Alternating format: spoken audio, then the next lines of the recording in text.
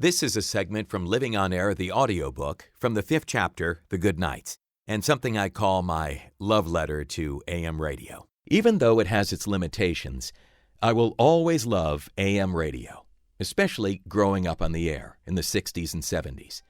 I felt there was a pure beauty in the AM sound that'll never be duplicated. For me, it was a living, breathing signal that picked up my voice and took it to the heavens and back again.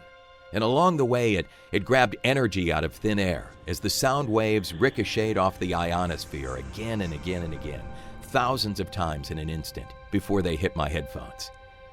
I discovered sounds that would never exist on FM or satellite radio, that gave the AM signal depth and texture. Static rattling my studio speakers was a sunspot exploding in space.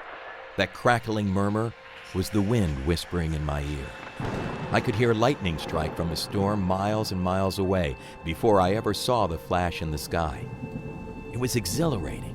It was alive. AM radio was like seeing the Beatles in person, performing at the Hollywood Bowl.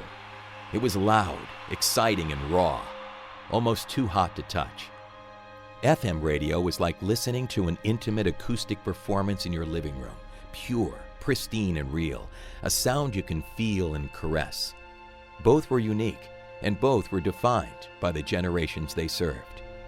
But as Bob Dylan foreshadowed several years earlier in the lyrics of his song, the times, they are a-changin'.